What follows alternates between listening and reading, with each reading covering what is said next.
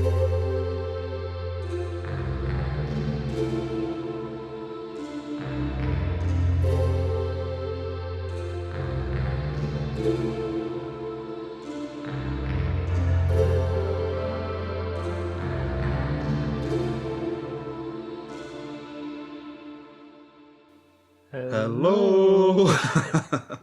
and welcome to DSTE Presents Twin Peaks, a podcast mainly revolving around Twin Peaks The Return, in particular tonight discussing Part 6. That's right, isn't it? Part 6. That's it, yeah. We're a third of the way through the series now. That's it, yeah. It's gone quick. Oh, yeah. My name's John. And I'm Nick. Okay, yes, we'll just be breaking down the Part 6 episode tonight, discussing it in detail and hopefully trying to get a few theories about what's to come and just what we thought of the episode in general. So are you okay, Nick, if we just jump straight into it? Yeah, by all means, yeah. Got me breakdown here, pretty much scene by scene, so if you okay, we just go through that That's fine point by point, see what we think about it. Yeah. Okay, so the episode opens with Dougie at the I keep saying Dougie. Goodale. Goodale at the statue of like that weird cowboy in the middle of Vegas. Still just loitering, isn't he? Loitering, and he was doing some weird thing with his sleeve. I've no idea. Yeah, like, I don't know, it seemed like he had his hand stuck in his sleeve or something, and he couldn't get it out. Almost like he was trying to stretch the sleeve or something. I just no idea, really. No ideas what that's regarding. I mean, I don't know. Is that a memory? Yeah. I don't know. I've been thinking about it, but I've literally got no ideas for that. I don't know why he was doing that. Maybe we'll find out. Yeah, it'll probably come up in future. Might just be that the jacket was too big for him. Thinking about it there.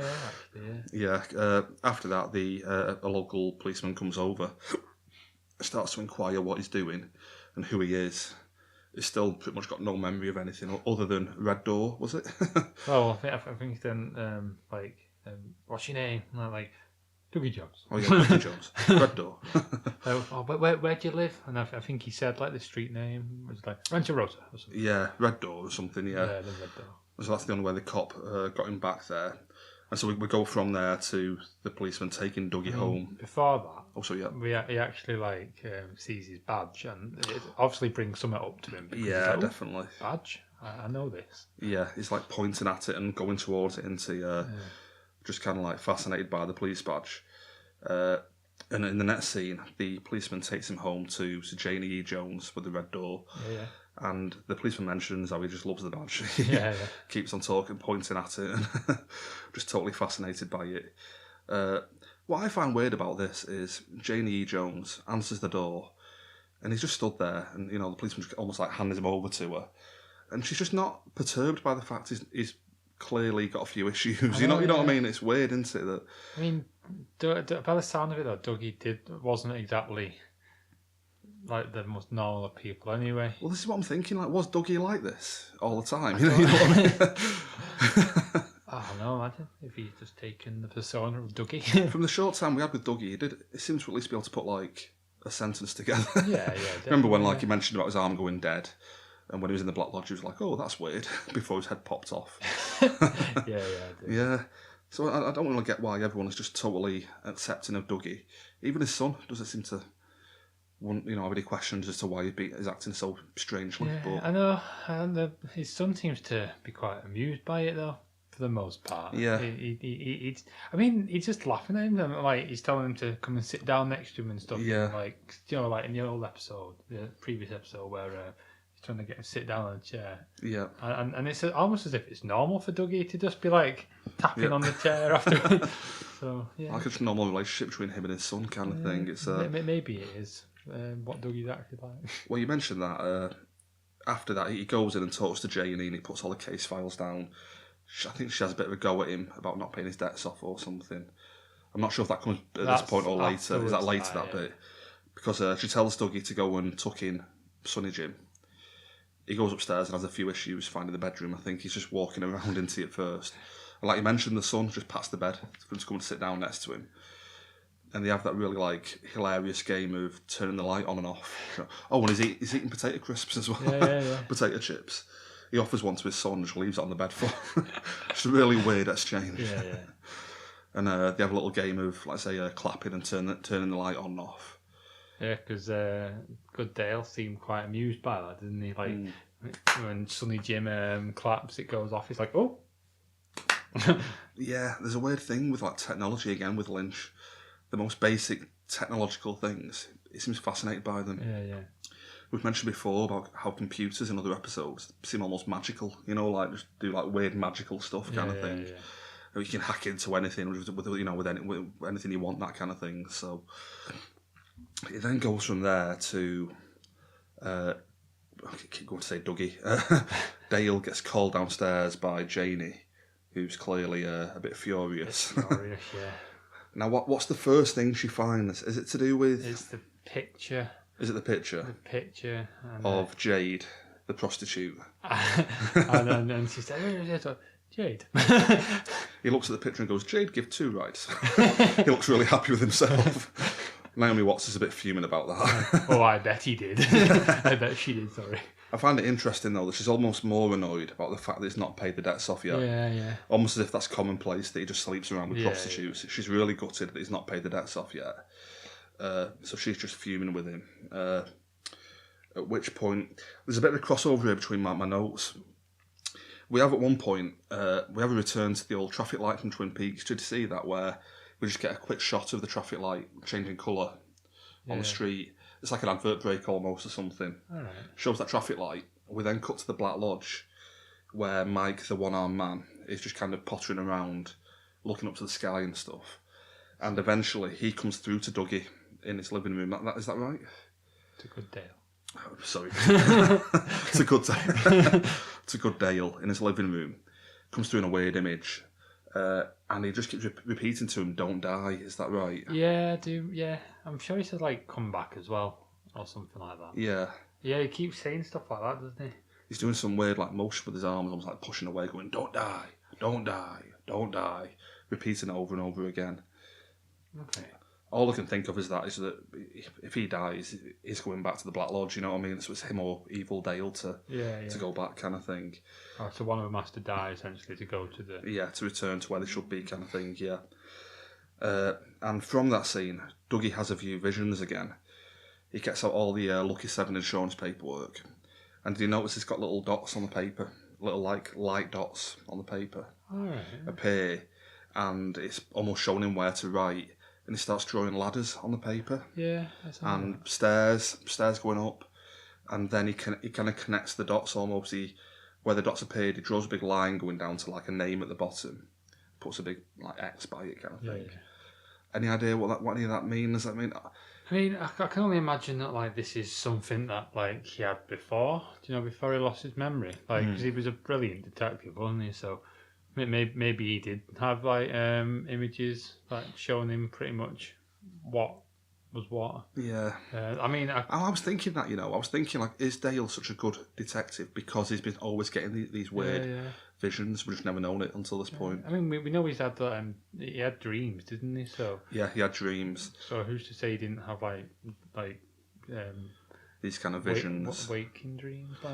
And like, remember that episode where in series 1 where he was throwing stones at bottles, and whichever one hits would be the person he goes to to talk to, just stuff like that. So maybe he's always had it, like, and we're just seeing it now for the first time. Yeah, that's it. Yeah, because it clearly means something. We'll come back to it, but what he writes on the paper clearly means something to the manager of the insurance company. So we'll come back to that bit. Are you okay with all that stuff in Vegas? Anything more you want to add there? Or in Vegas? That was all in Rancho Rosa in Vegas. I completely forget. That's in Vegas. That. But yeah, I'm fine with that. Yeah. You okay with all that? Okay, so we'll leave Dougie, or Good Dale, behind for now. We then cut to a big revelation. We talked about this in work today. We then jump to Albert, who's getting a ride to a bar, which he mentioned 2 episodes ago. Yeah. He's on the phone to Gordon Cole. Gordon Cole appears to be with a lady or something by the sound of it, drinking wine or something. I feel like someone pours him a good drink or something. He's like, "Oh, thank you, love." Thing. Albert's not in the best mood by the sound of it. Yeah. Oh yeah, but I love being out on a night in a town in the pouring rain in 27 degrees or something. I'm sure there's some quote he has here, because it's absolutely chucking down with rain. It's like, "Fuck Gene Kelly," because of the singing in the rain thing. I thought that was quite good. So then Albert then makes his way into the bar. Oh, I can't remember the name of the... I don't think it matters, but I can't remember the name of the bar now. It was Von something or something like that. Yeah, I noticed it had a similar sign to the Bang Bang Bar. I was thinking that. I thought first we were there. I thought it was, but no. I think it's like the Von Bar or something. It's Von something bar, wasn't it? Yeah. So he goes in, and I've discussed in previous episodes my theories about how Laura Dern will play into the show. I thought she was going to be some big bad or something they were going to meet down the line. Turns out Laura Dern is playing Diane. I was going to say voice. Well, yeah, there is a voice. No, sorry, there was never a voice, was there? Yeah, I never hear her. We only ever seen Dale talking to his thing. His dictaphone thing, his dictaphone, and I don't know if it was actually in the actual film, or if it was just the deleted scenes where like you see him talking to Diane through like a doorway, but like you never. Yeah, that's right. That was just a deleted scene. That wasn't in the film.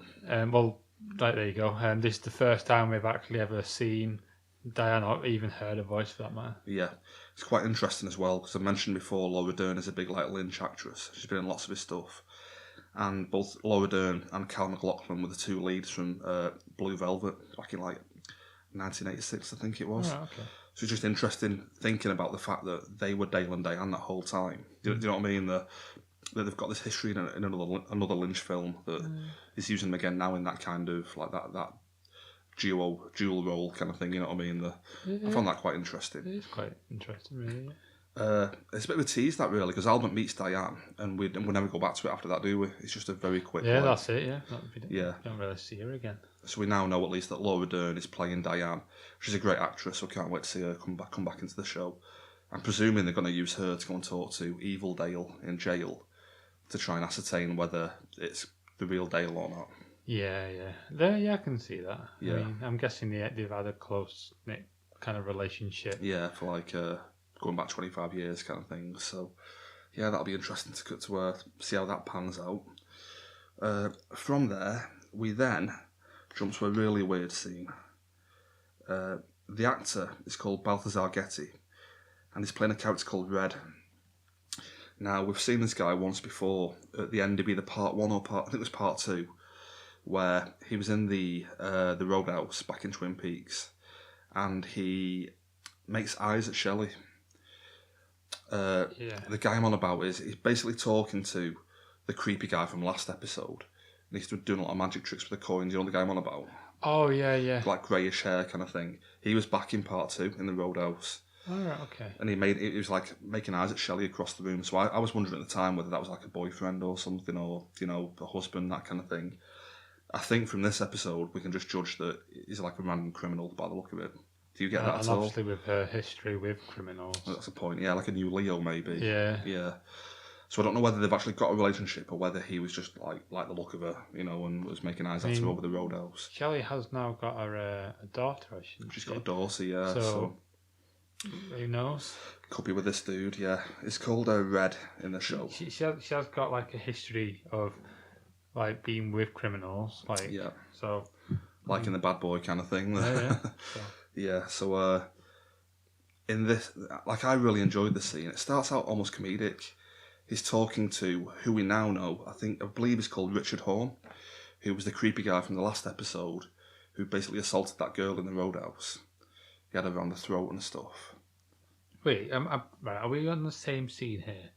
It's the one where like there's a black guy in the background with a gun. With a gun, yeah, that's the one. Yeah. Oh, so like, wait, which one are we on about? The creepy guy is the guy with grey hair, or sorry, the guy with the grey hair is Balthazar Getty, who is Red, who was the guy from the Roadhouse from part 2. So that kid was the guy that assaulted the girl. Yeah. All right. The other guy who was kind of like, I'm sure at one point he goes, "Don't call me a kid," to this other guy, to Red. That was the guy from the last episode who was smoking in the Roadhouse, gave the money to Chad, and had the girl around the throat at one point. Do you know who I'm on about there? Yeah, I do. Yeah. That's the guy there who Red is talking to, and we now know is called Richard Horn because his name was in the credits last week. Okay, yeah. I only know that after the fact, after I've read some reviews online that they mention he's called Richard Horn. So okay, I'm guessing here that this is the son of Audrey Horn. Oh, yeah. Just purely because of the timeline. I think Benjamin Horne's a bit too old to be having... Well, you never know. Could be Benjamin, the hotel owner. Could be his son. Yeah. It could be Jerry Horne, who's now a pot farmer. Could be his son, you know what I mean? Could be any of them, couldn't it? Definitely a member of the Horne family. And he's definitely got issues. But I love this whole scene. It starts out comedic with Red doing like magic tricks, making this dime disappear. And it just got more and more like sinister and insidious the longer it went on. Yeah, I agree. Yeah. You mentioned that guy stood in the background with a gun. At the start of the scene, he was like smiling. He was loving it. By the end, he's got this stern, terrifying look on his face. Like the whole mood of the scene changes. I think by the end, because Red's doing these weird magic tricks, making coins like float and stuff. Yeah, like he flipped one up, didn't he? And it kind of stayed floating. Yeah. And then it kind of came down, but like. It kind of just like materialised into his mouth. Into his mouth, yeah. But then he had one in his hand as well. No, it landed in his hand. In his hand, yeah. It was just really weird. And I think we can judge from this scene that Richard is doing a drug deal for this Red dude. He's working for him as like a drug lord or something like that. They mentioned they've got a new drug coming down from Canada or something like that. And if you remember in the old episodes, it was the Canadian link from was it One-Eyed Jack's, the club where all the drugs were coming from. Where all the girls went to like it's basically like a gentleman's club kind of thing. Yeah. Like you mean the old series? The old series, yeah. And that's where all the drugs came from. Jacques, I think it was Renoir, who was called, and his brother brought all the drugs down from there. So it sounds like the drug trade is still roaring. Strong in Twin Peaks. In Twin Peaks, yeah. And so I think that's what the point of the whole scene is. But it ends with Richard Horne getting in his truck. He like really fuming after the exchange, and just he's obviously had some drugs, sampled the drugs they were going to bring down, and he's just like speeding down the road into his big Ford truck, and that's how that scene ends, kind of thing. Yeah. So we know he's on the way to somewhere. It's quite creepy though at the end of that little interaction between Red and Richard. Like he flips the coins and it's like he's saying, "All right, heads." I win, tails you lose. I was just like, ooh, God, that's quite sinister, isn't it? Not much chance of winning there exactly. for Richard. And then, like you say, it kind of cuts to him like driving down, like in a rage, just like hitting his little his steering wheel. Oh, yeah. And he's just like, oh, dickhead, kind of thing like that. Yeah. Obviously quite a bit shook by the little interaction between them. By what's happened, kind of thing, yeah. So that's how that bit ends. And we then cut to the Fat Trout trailer park, which is weird. I've been looking online today and I can't make head and tail of this. I saw one review saying that this Fat Trout trailer park is just magically materialised from Oregon, where it was in Twin Peaks Firewalk with me, to like just outside of Twin Peaks. And another review saying that if you look closely, it says the new Fat Trout trailer park. Oh, does it? Almost as if they've moved it, conveniently, really, really close to Twin Peaks. Yeah. So I don't know which is true at the moment. I've not had a chance to go back and check it yet, but we'll just assume they've moved it to Twin Peaks. It's just like a new one. Yeah, just for convenience kind of thing. I mean, I guess it makes sense. And it's being run by Carl Rodd. Yeah, that's his name. Who appeared in Firewalk with me. Yeah. Played by like a veteran character actor, Harry Dean Stanton. He's been in loads of stuff over the years. He is really old now, but he looks every day of it kind of thing. He looks really old now, doesn't he? I'll just throw in here as well. He's actually mentioned, Carl Rodd, in the Secret History of Twin Peaks. Is mentioned as being like a really nice, caring, kind of bloke in that, which I think is going to like play into it, you know what I mean? I think in this episode you can kind of understand how that plays into it. We will see a bit more of that later on. Yeah. I never really got that impression from the old film, to be honest with you, but in this one you can kind of get that impression that he's a nice guy kind of thing. Because like in that scene, a guy asked for a lift, didn't he, into town? Yeah, that's right, yeah. And I think got quite a funny little interaction in the car, I thought. Yeah, it was good. Like he's smoking. Like, oh, do you want to smoke? And he said, oh, I do, but I quit a year ago. And he went, oh, I've been smoking for 75 years. Yeah, every day for 75 years. And that got me thinking, how old is he supposed to be? I was thinking that, like, is he 90 now or something? Like, that's what I mean. Because, like, I'm assuming he would have started around the age of 15. So that means he's in his 90s now. I mean, Harry Stanton might be 90, to be honest with you. Really? Yeah, it could be. Oh my God. He was in the first Alien in 1979, and he looked old in that, to be honest. So, yeah, he could be pushing 90. I'll have to have a look in for that for next week, maybe, because I do think Colrad is going to come back. Yeah. In this, and like I said, we get that exchange with him in the car, and he mentions he drives into town every day at this time, and the guy says, why do you do that? And it's like, just to get out of this place, Yeah. And the town in question is Twin Peaks that they're driving into. I presume so, anyway. Was that what it was? Actually, it might not be. The reason I mention it is, I'll go first to where he drives first to he ends up in a park bench, doesn't he? Yeah, he does. And he spots a young mother with a son playing like a weird game where he'd run ahead of her and she'd catch up to him and grab him. And he's just watching with a big smile on his face, like watching life go by kind of thing. And it then cuts to the traffic cross section from Twin Peaks Fire Walk with Me, where the one-armed man pulled up alongside Leland Palmer and Laura Palmer and had that really weird exchange with him shouting at them. This is the same crossroad as that. And you'll notice there are telephone poles everywhere and telephone wires going above the street. And from there, the young mother and child... Is this what happened directly after that? Yeah. Oh, sorry, actually I forgot one thing to mention before that. We have a quick interlude in the cafe. Oh, it is Twin Peaks, yeah, because the cafe's just over the road, the diner. Oh, right, okay. Because Miriam, who was talking to Shelley and I forgot the name of the other waitress in the diner. The one who giggles all the time. Yeah, I can't remember her name. Heidi.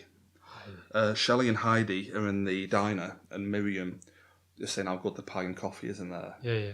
And she leaves a big tip that she can't afford. And so Heidi and Shelley are saying we really should do something nice for her, or something, or treat her or something. Yeah. So as they're having that conversation, Miriam, the school teacher, walks out. At which point, the mother and young child go to cross the road. One guy, I think it's a stop sign, isn't it? So like the traffic has come to a stop. Yeah. One guy waves him across. The child runs out to be absolutely mowed down by Richard Horne in his Ford truck. It shocked me so much to see him. Yeah. But the thing is, I knew it was coming as soon as he turned off. Yeah, totally. I was like, I know what's coming right now, but it still shocked me. It really did. It was like, you saw it, like you seen him run out, and then you just seen the truck smack. Oh, it was so horrible. It wasn't even like it slowed down for the impact or anything. It was just mowed straight through and just carried on going. Horrible. And then his mum obviously runs over to him, and you see he's got like a fucking tyre track over his body, and it's pretty gross and it's very gross. Yeah, it made me feel really sad. This scene, again, I think we mentioned before, there's something about the way Lynch films stuff like this. He goes from having a comedy scene in the diner of Heidi just giggling and laughing. He goes from that to this, and it's just horrifying the way he does it. You know what I mean? Any other show, any other film, any other director would have real trouble juggling the tone of something like that. But he just goes into this horrifying scene, and it's almost all the more horrifying for it. The fact a minute ago you were laughing at something, and now this awful thing's happened. Yeah, and it was just it really bothered me. I'll be honest, it really bothered me. This scene. No, it did. It did me too. And the fact that she's on the floor, just hugging and chatting like a dead child. And all the townspeople just stood around, can't do anything, just stood there watching, kind of thing. And obviously, what was his name again? The old guy. Oh yeah, Colrad. Yeah, Colrad. He heard it from the bar, and he just because he obviously heard like a beep, and he heard a bit of an impact and some voices, and so he kind of runs out to the park, see what's going on. Yeah, and obviously he sees it on the floor, and you see it's weird. Yeah, he sees this little weird orange mist. I thought it was more yellow. Oh yeah, sorry. You might be right. It could be orange. The reason I say that is, I think it could be like a Garmin Bosey. I think the cream cone, like the colour of it. It could be like the pain and sorrow. I'm getting really geeky here, but the way it goes up into the sky, I couldn't tell whether it went into the power lines or not, or whether it went past the power lines, or almost as if like the Black Lodge is collecting the pain and sorrow or something. Yeah, you might be right. You know what I mean? You might be right. It could just be the soul or something, just going straight up or something but like that. He obviously seen it though, which is like he's the only one who's seen it by the looks of it. Yeah.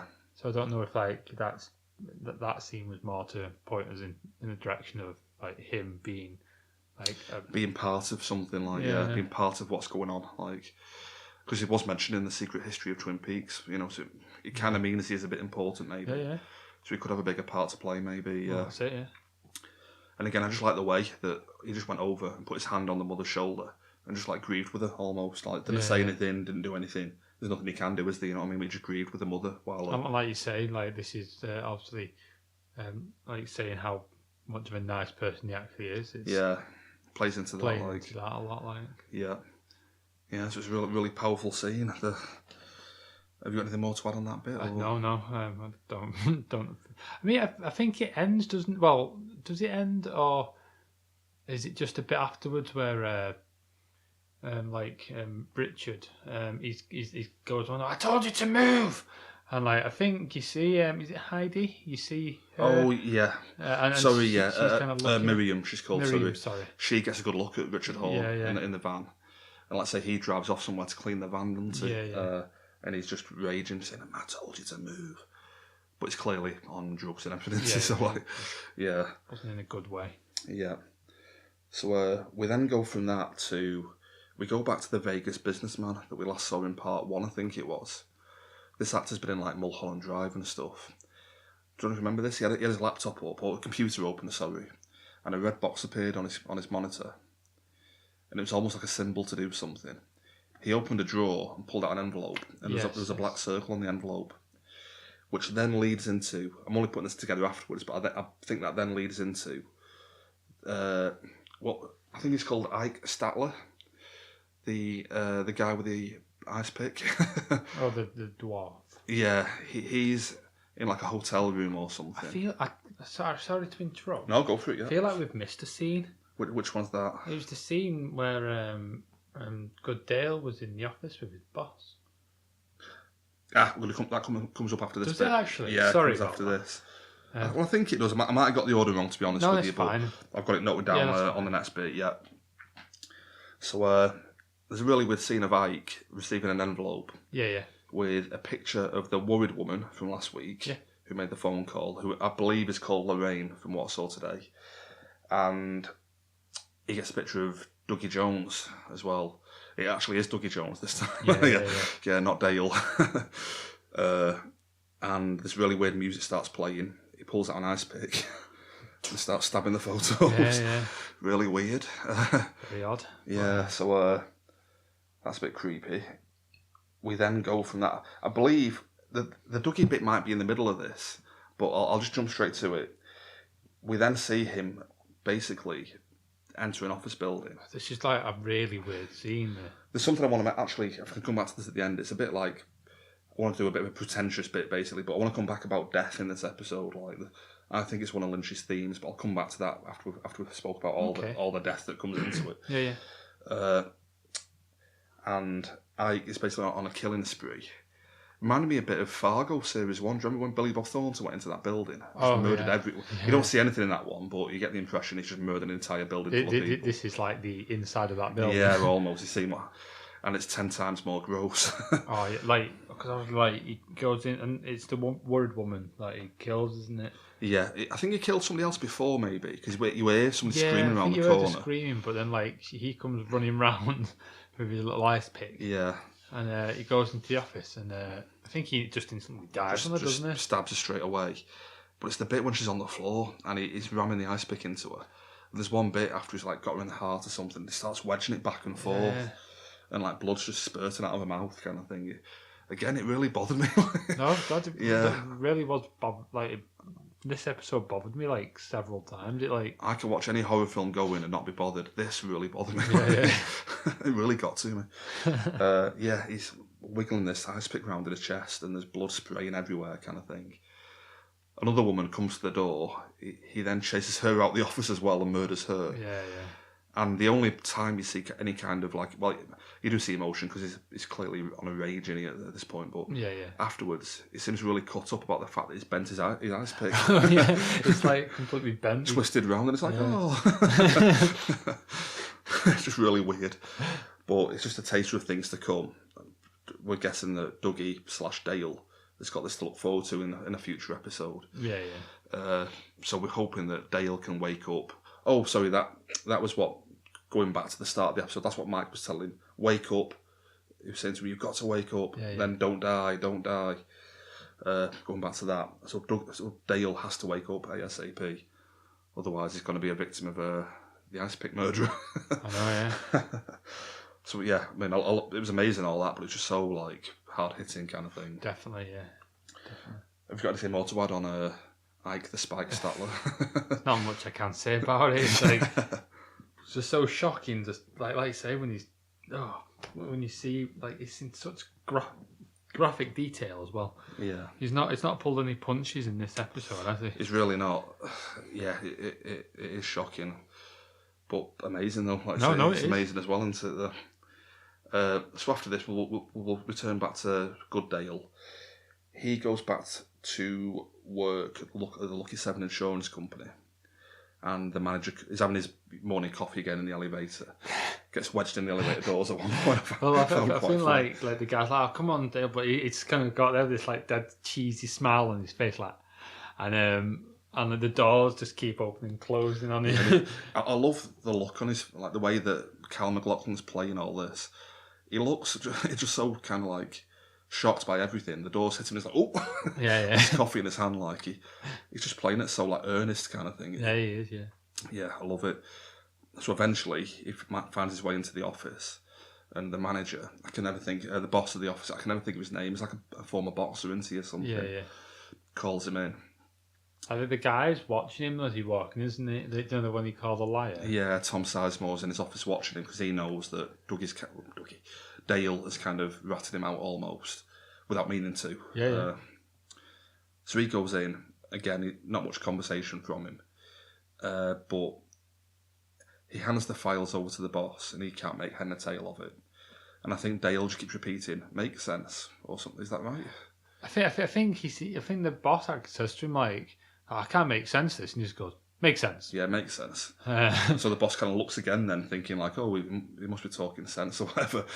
But then, like, he seems to look at the page. I'm like, we've seen it in the previous scene how he's just drawn these like weird stairs and then like a ladder and then like a bit of a blob kind of thing. And somehow the boss seems to be like, you've given me a lot to think about here. Thank you. I'm kind of bye kind of thing. But like, while he's looking through these files, like, he's so fixated on the poster of him as a boxer. Good day. Yeah, that's right. Yeah, he keeps making comments about it, doesn't he? I'm sure he said something like, like a name on it or something like that, maybe. Maybe. But yeah, like I mean, I can only imagine that he's just like, oh God, he's a boxer. But like, I can't imagine any other reason why he was so fixated on it. I think in one of the previous episodes, I'm sure he was looking at that poster again when he was in there. When he got handed the case files, I'm sure he was looking at the poster like, as if there's some connection to be made or something. All right, fair enough. You know what? I've just remembered a scene that I've totally missed. Go on. There's a scene where they find Dougie's car that blew up in the Rancho Rosa. The police are on the roof of a building pulling like the license plate down. Do you remember that? Is it the crackhead mother's house? Yeah. And she's going 119. 119. Is that all that happened at that bit? I think it was, wasn't it? Yeah, I don't think we see the kid on this one. I don't think so. Just her going 119, and they're getting like the license plate off the roof. So I'm presuming they'll track it to Dougie Jones at some point. Yeah, probably. Yeah. So it's another thing that's closing in on Good Dale. You've got like a hitman out for him. You've got the police looking for him. He's got Bad Dale. He's got Bad Dale. He's got this whole weird insurance thing going on at work. Another scene actually you missed, which kind of ties into it a bit, is when Dougie's wife went into the park. I'm coming up to that's the next one I've got on my list. Have you? Okay. Yeah, Janie, yep. Have you got anything more on the insurance company bit? Other than the boss kind of makes sense of it somehow, but we don't really know yet what's happening. I'm guessing we'll find that out in a future episode. Yeah, that must come. you can clearly understand what Dougie's done. Oh, Goodale's done somehow. Yeah. So she's got to come back to that. I believe the next scene after that then is when Janie drives to the park. She's arranged to meet these loan sharks that Dougie's run up a $20,000 debt with. That's now become a $52,000 debt because of interest. Yeah. I quite like this scene. Have you got anything you want to say before I go into it? Or? I was going to say is like it takes some balls to do what she did in that scene. Yeah, definitely. If there's one thing we've learned about her is that I think the game says to, don't know, like, God, she's got balls, or something like at the end of it. It's like such a because she obviously knows that like these aren't like just normal businessmen. These are dangerous characters, dangerous people. And then obviously she goes up to him with $25,000 in her hand, well, in a handbag, and she's like, well, I'm not going to give you the £52,000 because what kind of loan has a 175% interest or something? I don't know what the percentage he said was. She mentions like a bank interest of like 1% or something she gets on a savings or whatever, and they're saying you're going to charge like 225% or something you know. And, and so it's like, so what I'll do, I'll give you the original 20,000, but I'll also give you a 5,000 as well, kind of thing. Yeah, but I love the speech she lays into as well. She's like, we're living in dark times. We're the 1%, the 99%ers, and I really feel like Lynch is hammering home a point here. He kind of did it in the last episode with Dr. Jacoby selling his gold shovels online. You know how shallow everything seems to be nowadays, kind of thing. I really feel like Lynch has got a real bugbear of how life is at the moment. Yeah. Do you get that at all? No, I can see where you're coming from. Like the way, just the whole speech she lays into about the 99%ers and stuff. We drive terrible cars to work and all stuff like that. So I kind of feel like he's got an issue with modern life almost. I mean, I know people just say, oh yeah, because he's old now, you know, he hates everything kind of thing, but I think he has maybe got a point with some No, things, he definitely has. I can probably agree with him. The shallowness and commercialism of like modern life kind of thing. He's really got an issue with it by the look of it. Have you got anything more on that scene at all? Or we know now that Dougie's debts are paid up anyway, so... Well, we can assume so anyway. Yeah, with them anyway, yeah. We can only hope anyway, because like... I mean... Those two weren't the top dogs, so like, would the top dog not be like, no, I said 52k, come on. I was thinking that, like, I'd want a receipt or something. You know, they can just say, yeah, she never paid us. Yeah, true, yeah. So I was thinking that I want a bit more security, I think, from our loan sharks. Yeah. Yeah, so we then go from that to Deputy Hawk in the bathroom of the police station. Yes, we do, yeah. He's been told by the log lady back in part 1 to follow his heritage. Is that right? It's weird. And you'll find what's missing. Because like he dropped a coin, doesn't he? And like that's. I mean, I didn't quite understand why that was so weird to him that happened. Well, this is the thing. There's a bit of a thing in the Secret History of Twin Peaks that plays in here. He drops that coin, and he just goes to pick it up normally, but the side, did you notice the head that was showing was like a Red Indian head or Native American? So immediately he's thinking, oh, you know, heritage kind of thing, you know, that kind of thing. And he notices on the back of the door. It also says. It says manufactured by Nez Perce manufacturers or something like that. An Indian. And the Nez Perce thing is massive in the book of the Secret History of Twin Peaks. The Nez Perce Indians were the Indians who lived on the land of where they are in Washington, what's become Washington State, who got basically conned by the US government to give up the land. Okay. And like it's almost like they kind of like put a curse on the land or something, that kind of thing. Yeah. Because of the way they were treated by the US government. Excuse me. And so the Nez Perce is, I think, we're gonna find out that Hawk is descended from the Nez Perce clan, you know, that kind of thing maybe. So that kind of ties in that way, that it's his heritage, you know, that kind of stuff. That makes sense. And he then notices from that the corner of the door's peeled away. Yeah. And I feel like the only reason he would even look into that is because of what the head on the coin and the Nez Perce symbol on the door. Sense. So he then pulls the door down. Did you notice while he's doing this, Chad comes in? Yeah. With a cup of coffee and a book. As if he's going to spend like 2 hours on the toilet or something. He could come and work with us. There's a few people at work who could. I know, yeah. Could do that. Yeah. So Chad comes in and makes a few weird comments, and Hawk says, "Use the ladies" or whatever. And basically Hawk finds, we're not sure what they are yet, but I think it'll be pages from Laura Palmer's diary. Have you got that vibe? Yeah, it makes sense. Yeah. It makes sense. How they've come to be in the door of the police station, I don't know. I can't figure that out. But... Yeah, I don't know that, but I think looking at it now, that's what's missing. You know, when you got told something's missing, it'll be those pages that were torn out of the diary. Makes a lot of sense. And depending what's written on them, it could, like back in the film Firewalk with Me, Laura Palmer was told to write in her diary that Goodale was in the Black Lodge. So if she has done that, and that's on those pages, you know, that could point Hawk in that direction. Yeah. Would that lead him to that place he went, you know, with the little circle of trees? Will that lead him back there, or...? That's another weird thing that I keep on seeing loads in like reviews online. That area with the sycamore trees is called Glastonbury Grove.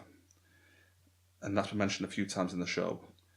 The reason that's of interest is because it's all to do with King Arthur, the legend of King Arthur. All right. And loads of elements of the King Arthur legend have cropped up apparently in Twin Peaks. And the reviews that I read couldn't piece it together. They were saying, like, I don't get why they keep mentioning King Arthur stuff in Twin Peaks. But one of them actually mentioned, like, how the Knights of the Round Table are going to figure into this, I don't know. And the first thing I thought of when I read that review, I thought, the Formica table, like from Firewalk with Me. There's a weird room with a Formica table where all the residents of the Black Lodge sit around, like. So it's almost like it could be like a weird Black Lodge version of the Knights of the Round Table or something, like. Just a little theory just wanted to throw out there, you know what I mean? It's just a weird thing, like, but... Very interesting, Yeah, how King Arthur's going to play into it, I don't know, but it must have some significance. Like, Glastonbury Grove's a weird thing to throw in there, like... Yeah, that's the area where the Black Lodge is, so Hawk might find his way back there at some point. Maybe, Yeah. We've only got one final scene to go on to. Have you got anything more you want to add on that, or...? No. You okay with that? The final scene then, we stay in the police station, and we go to Sheriff Truman, who's in the call centre area, and his wife comes in again. Love his wife. And she's just furious about, is it like about her father or something? Yeah, she came in and she was shouting, it's not fixed, the car's not fixed. Yeah, that's it. And Sheriff Truman's like, oh, has he got the emergency brake on? It's like, oh, are you calling my dad stupid? But we get a little interesting bit of backstory here as well. One of the female workers in the office mentions that their son killed himself. Yeah. And Chad, being a douchebag, is like, oh, he was a soldier and he couldn't handle it, boo-hoo, you know? Yeah. And it's like, you know, it's a bit below the belt line, isn't it? A bit of a creep, innit? Yeah. Which explains maybe why she's the way she is, kind of thing. You know, she's had to deal with a child killing himself. Yeah. And that's kind of like where the episode ends. We go back to the Roadhouse again. Just watching the band play, and that's pretty much it. But just again, there's like death hanging over the episode there with, you know, the child killing himself. Yeah. I feel like David Lynch has got like a real, not issue. I mean, I'm sure I've mentioned this to you guys before in work. Like modern culture's got this really weird thing, hang up about death. Have I ever mentioned this about like how don't do this, don't do that? You know, you can prolong your life by 15 years by doing this. Yeah. And like to me, death is the most natural thing in life. Like everyone's gonna die. You know what I mean? Like it's like everyone's terrified about it. It's like the most natural thing. I agree. I completely agree. Do you know what I mean? It's like, you know, you can prolong your life by doing this. Don't drink, don't smoke, don't do this, don't do that. I think this is what David Lynch is getting. I feel like Lynch is just sick of it as well, kind of thing. You know, like, and he's showing that like death hangs over this episode totally. Like you say, it's got that guy who smokes for 75 years. Yeah, it plays into that. You know what I mean? Like that plays into it. Obviously, the kid getting the young 10-year-old kid or whatever getting killed in front of him. And then like he could have eaten all these fatty food, but he just got taken away from him. Like exactly. That. I think same with the worried woman that just got murdered. Yeah, she just gets murdered out of nowhere. Sheriff Truman's son killed himself. You know, that kind of thing. I just feel like he's just saying like, again, just modern culture being terrified about. Obviously, nobody wants to die. You know, I'm not saying that like, you know what I mean. But there's just such a hang up in the modern world about turn on TV adverts. Don't do this, don't do that. If you're having a stroke, phone this number, do this. Yeah. And I just feel like he's got a bit of an issue with it, just saying, it's just natural. People are gonna die. Deal with it, kind of thing. No, that makes sense. Yeah, I can understand where you're coming from. Yeah, so I just think he's got a bit of trying to make a bit of a point with this episode. Not make a point, but just that's how he feels about it, kind of thing. Like, I could be totally off with that. You know what I mean? It makes sense. Yeah, it does make sense. Yeah, so that's pretty much it for the episode. Have you got anything more you want to go into? No, I've not been able to gather up any theories as of yet for this. I mean, you've come up with quite a few, but I can't really. Yeah. I think I've covered all pretty much I want to talk about. Yeah. I think it's confirmed a few things. Every episode does seem to confirm a little bit more, but I've still not been able to come up with any theories of my own just yet. Yeah, I mentioned I've been reading a lot of online reviews for it. I'm shocked at how, not that people aren't enjoying it, they're kind of shocked how long the plot is taking to get going. But I'd rather that, to be honest. I'm in no rush to get get through this plot kind of thing. I'm just loving spending time with the characters and what have you. I am, but I feel like Twin Peaks has never really exactly. Yeah, I don't know why straight into it. I don't know why they expect it to deliver plot like. The entire original storyline that took 16 episodes to get resolved. Yeah. And I think it was only right near the end that we actually found anything out at all. Yeah, definitely. And I feel like the worst episodes of the old series were the ones where they were just going through plot, that middle part of series 2, where they're just coming up with weird side plots for people to do and stuff.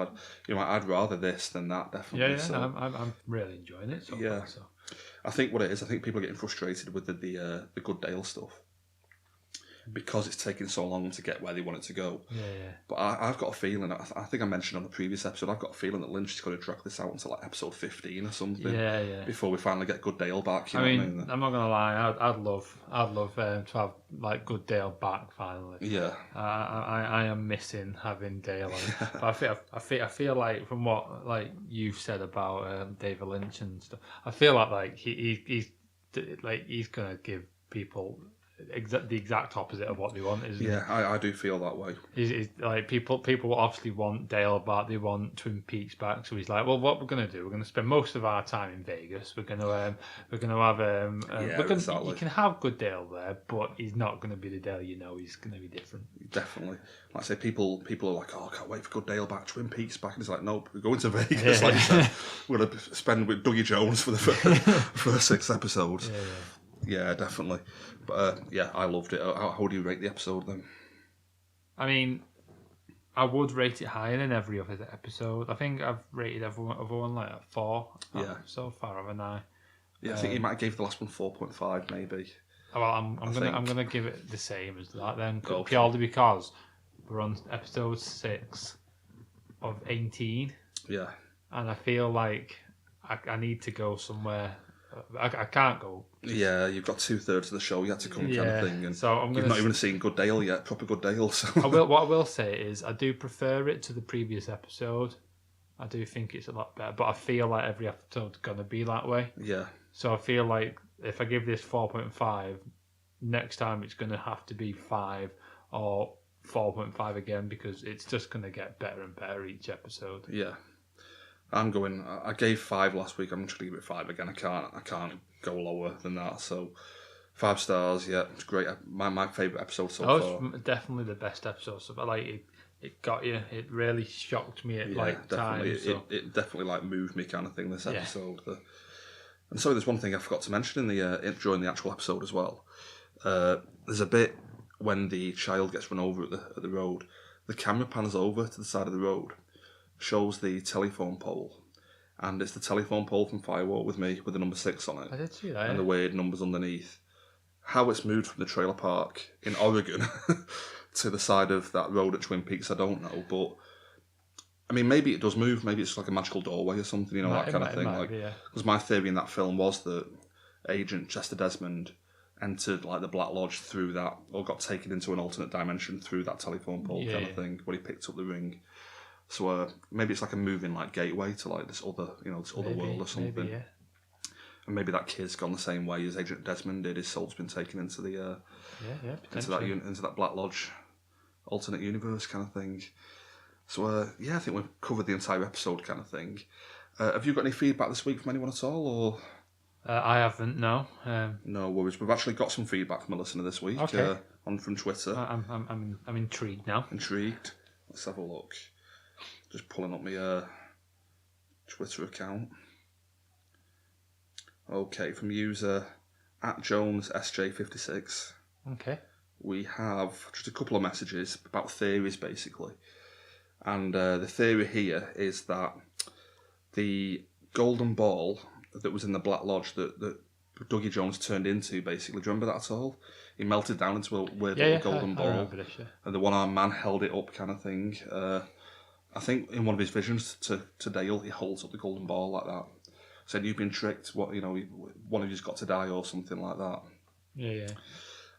Obviously, Dale's out of his mind at the moment, so he's got no idea what he's on about. But she thinks that the golden ball is crucial to Good Dale's essence, basically, and he has to get that back somehow before he can become Good Dale again. Okay. Does that make any sense to you at all? Yeah, I can see where. Yeah, I like that theory. I don't know how he's going to get it back, kind of thing. But... Yeah, like that, because of that, exactly. Like, I'm not sure.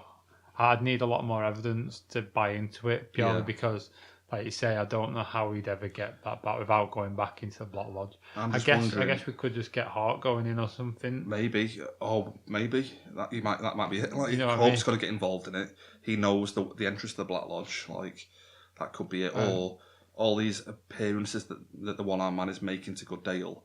Maybe eventually somehow we'll just get it to him, that way, kind of thing. But...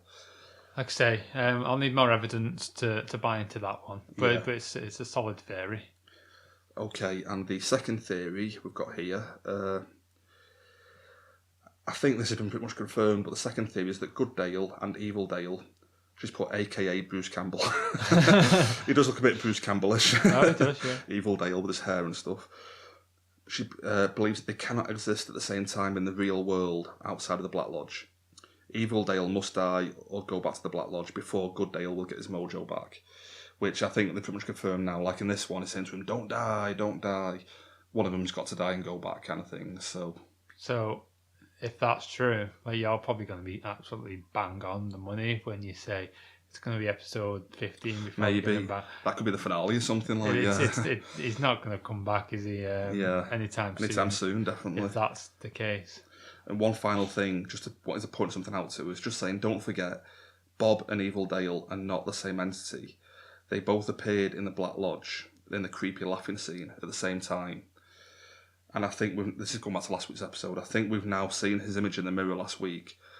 Although Bob is with Evil Dale, he also has his own identity. Yeah. Which I think is pretty much bang on. Like, it's not just Bob kind of thing, it's almost just like Evil Dale now. Because I do remember, like, in the original series, like, when they were stood side by side, weren't they? So, like laughing, like that scene. Hysterical laughing. So, it makes sense that they're two separate people. I think I've heard him mentioned as like the doppelganger, almost as if he's just like the evil version of Good Dale kind of thing. Yeah, it makes sense. Like, I'm sure Bob's in there as well, like, but it's not just Bob kind of thing. I think I might mention on the previous episode that maybe Philip Jeffries is involved, which is the David Bowie character. Yeah. Because we keep hearing mention of him. Maybe he's playing a part into that character as well. Maybe. Just don't know. But they're all the theories we've got for this week. Very interesting. Have you got anything more you want to go into? Or No, I'm happy with that. That was some solid theories. What was it? SJ? Just have a look. It was S Jones 56, I believe. F Jones 56. Thanks for your feedback. Yes, we'll get back to us again with any more theories. Anybody else? If you've got any theories or feedback, if you want to tell us how rubbish we are, anything you want to let us know about, it's at Taylor1980 on Twitter, and mine's at DSTE Nick. And I don't think I've actually mentioned we are part of a main podcast. We are with a Twitter handle at DSTE Podcast. Yeah, we cover a lot of like pop culture, entertainment and stuff on there each week. What was the episode we just did? Was it Split? Yeah, we just did Split. That should, like, as of when this episode is released, that should have been out for about 24 hours. Yeah, should be on the feed already, yeah. Yeah, so go ahead, go over and listen to that, and listen to the rest. We've got Wonder Woman. We've got Wonder Woman. We've done like a big comic book episode. That was a fun episode to record. We've got loads more. We've got Warcraft, Sinister. We've got loads. And if you are a Twin Peaks fan, we've got an entire episode about Firewalk with me as well. The film, one of our better episodes. That I think it was a good fantastic, one. Yeah, so please check those out. And again, we will welcome any feedback. If you want to get in touch with us, just hit us up on Twitter. Yeah. So I think that's all from me this week. Nick, have you got anything else? No, that's fine with me. I will just say, like, people might have noticed that the quality might have dropped a bit for this episode. Purely because we're down to one mic. One mic at the moment, yeah. But that'll be improving again in the future. Yeah, we'll get it rectified for future, and we're usually on a 2 mic setup when we do this, but on the one mic this week. But hopefully it'll be okay, and in future we'll get back to a proper professional setup. Yeah. Yes, that's all from me. Anything more from you, Nick? No, that's everything from me. Great stuff. So have a good week, guys, and tune in next week for part 7. All right, see you later. Cheers. Bye. Bye.